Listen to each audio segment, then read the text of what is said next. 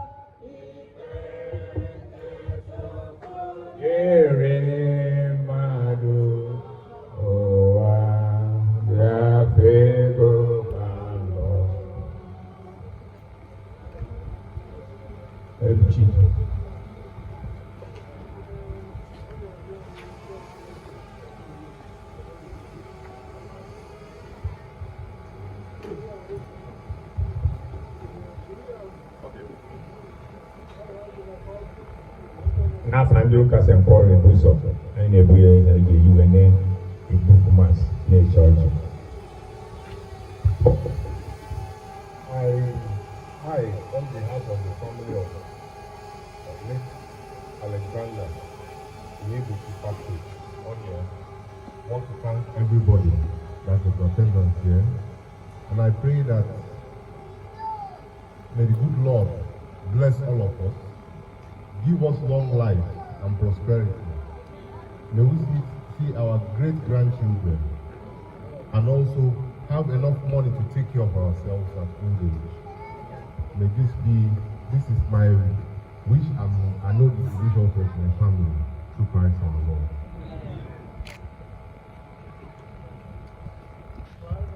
He's also thanking the parish priest, Reverend Father Dr.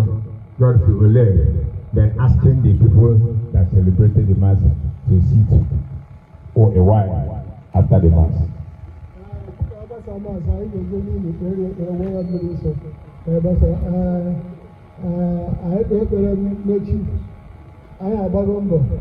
At least we are giving up to 1 hour something for this ceremony.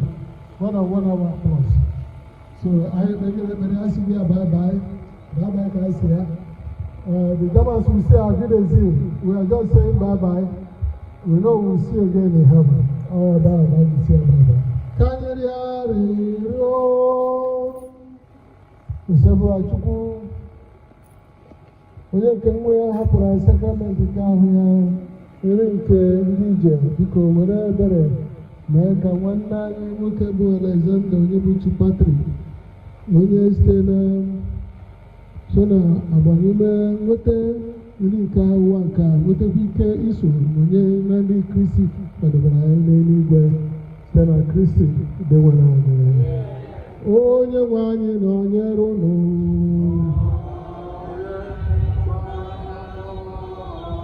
ka Chineke ike niile gọzie unu Nna na Nwa na Mmụọ Nsọ. Misa agwụsịwo ka anyị laba n'udo.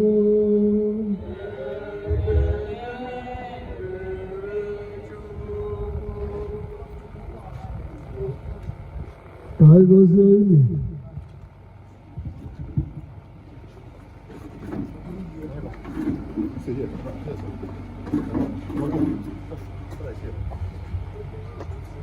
Oh, this month.